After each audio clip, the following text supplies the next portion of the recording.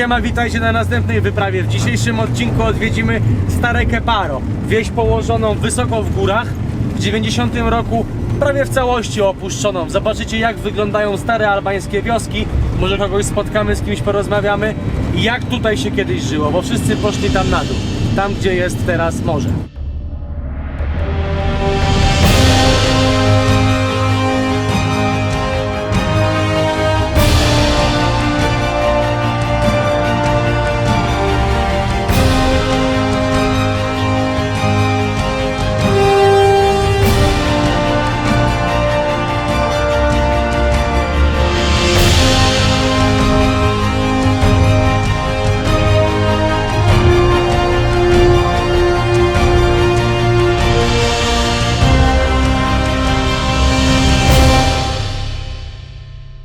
Jesteśmy w Old Keparo i jak na większości miejsc w Albanii na początku zawsze się pytamy, czy możemy nakręcić coś. Pan, który jest za mną, powiedział, że tak, bez problemu i nawet nas zaprosił do siebie do domu. My oczywiście nie przyjechaliśmy tutaj z pustymi rękoma, więc też mu daliśmy gifty z Polski. Czyli wyznając zasadę albańską lawasz, przetłumaczoną na polski. Awasz.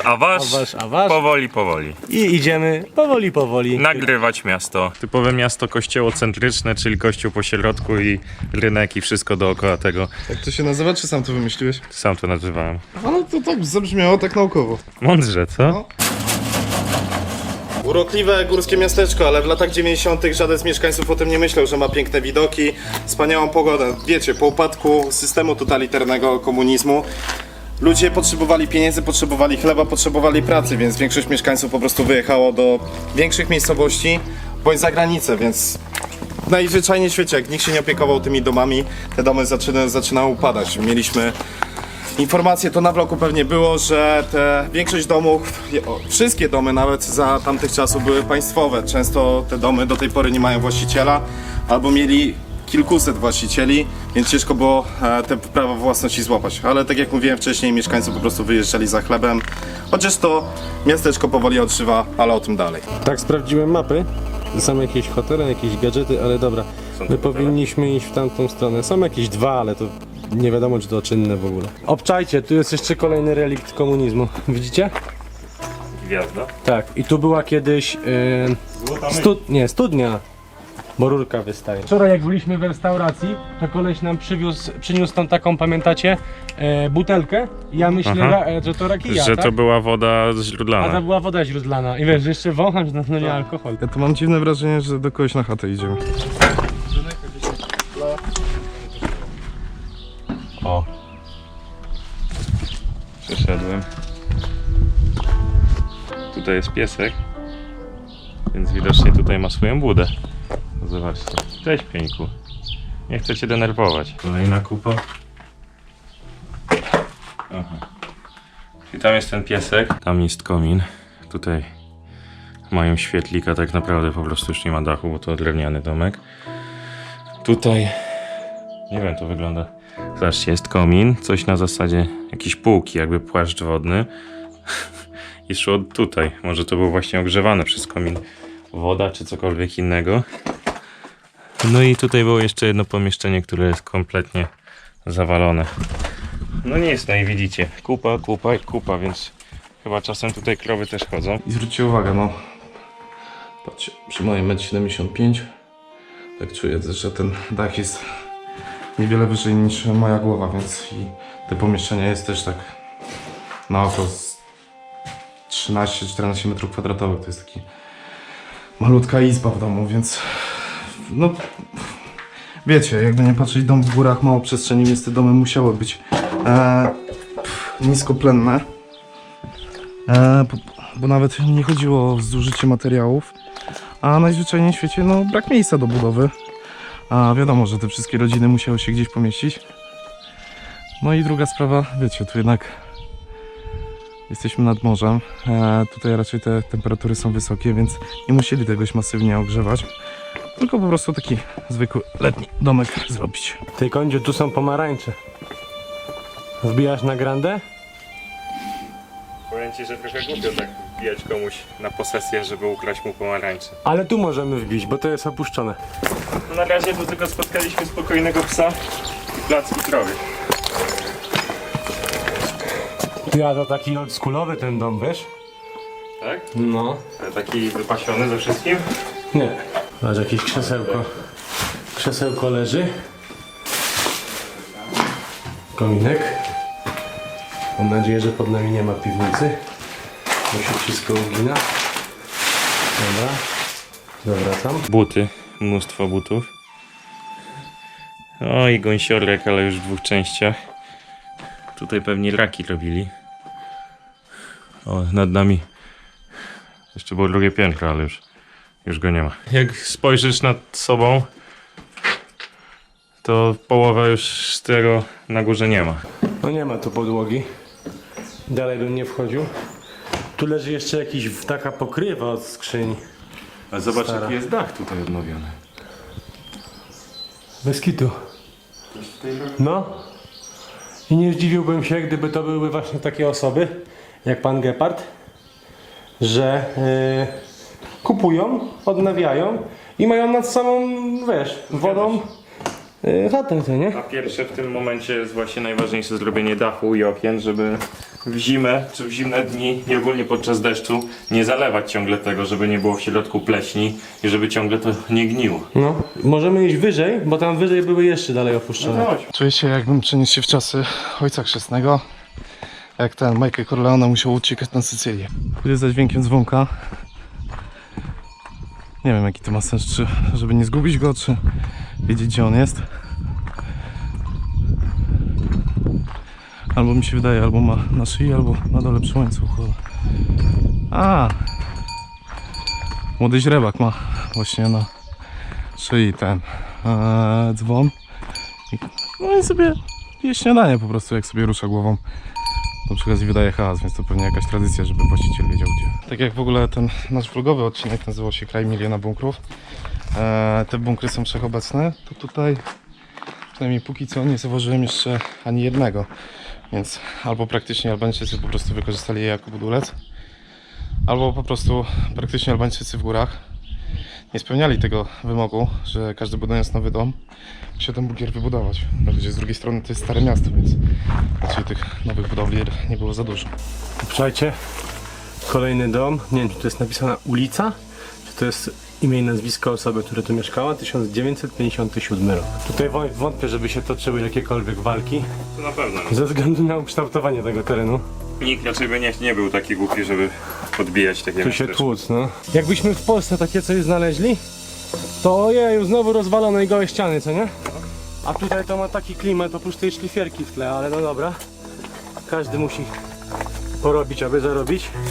Czeka ulica. To jest ulica? A bez kitu, my przeszliśmy przez czyjąś chatę. Łukasz dzwonił? No właśnie nie. Zobacz, tu jeszcze na ziemi czyjeś buty leżą.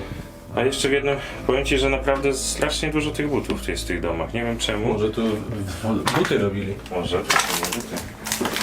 Znano na cały świat. To jest w ogóle jakaś taka komórka, jakby dla bydła, taka zagroda. Tutaj wszystko tak wygląda. No tutaj masz jeszcze wejście na górę. I zobacz, przez okno przeszliśmy przez dom i wyszliśmy. Tu jest główne wejście. Chyba właśnie tutaj się wchodziło do domu. Że na górze mieszkali. O, ale satelita leży. Nie. To jest beton. To jest sypialnia. A tutaj jest jakiś pokoik.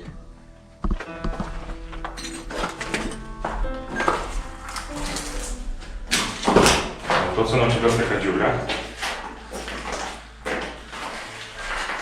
Tego nie mam pojęcia. Mały pokoik.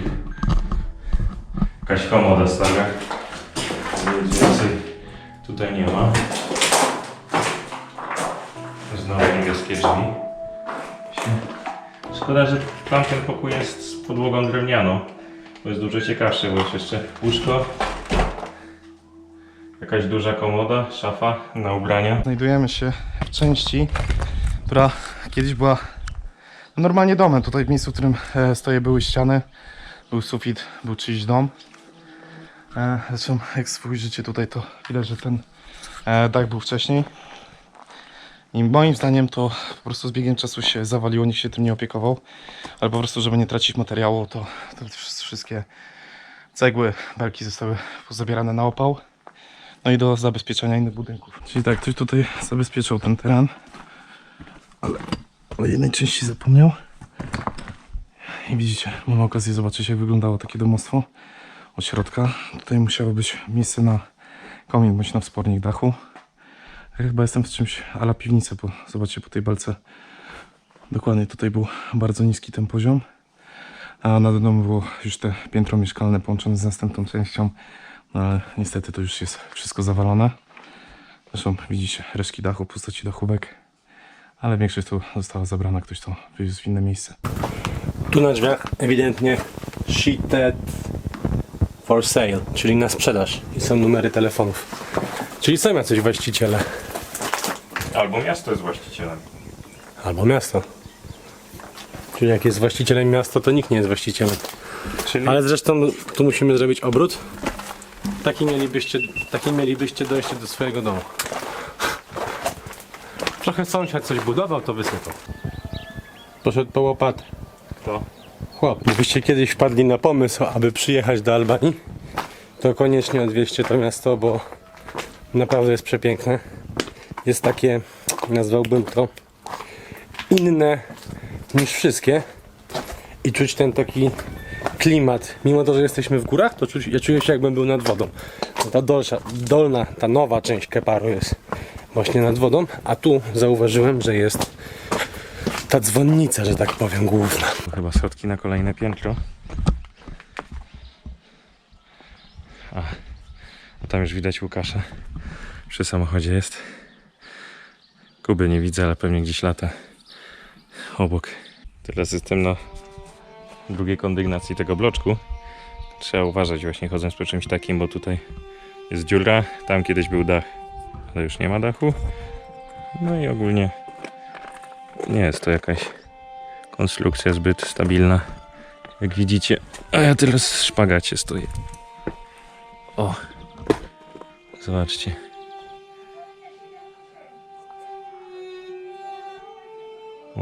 Ręce czymś uwalone. No dobra, no nie ma tutaj zbyt wiele. Co tutaj wygląda najstabilniej? Chyba ten kawałek. Au.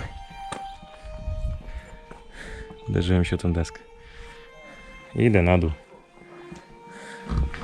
Jacyś ludzie się kręcą i chyba w ogóle z tego budynku, w którym ja teraz jestem, zrobili sobie śmietnik. No nie wygląda to zbyt dobrze.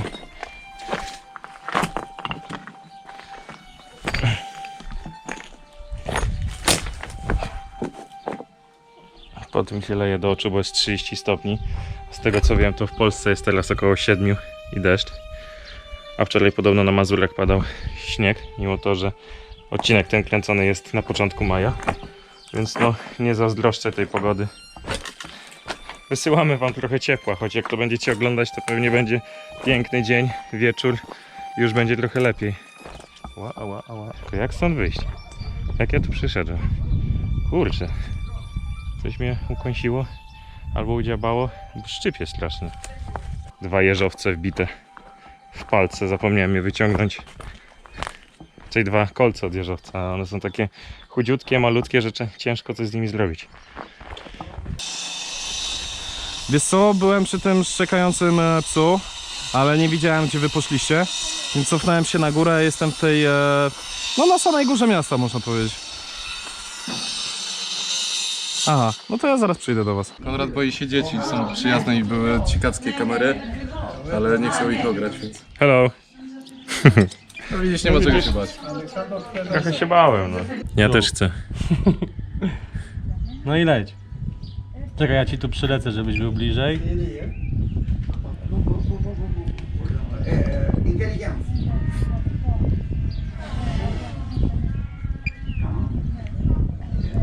No.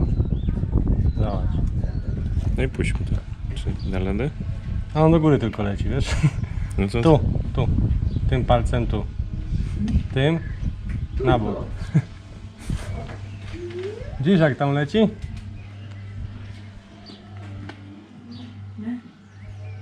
Tu się patrz, tu. Keparo, wasze miasto? I wieter. I Wieter.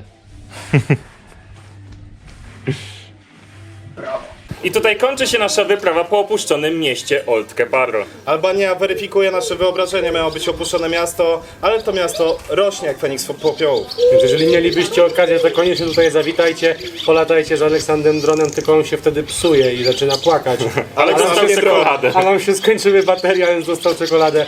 To co? Do zobaczenia na następnej wyprawie. Cześć.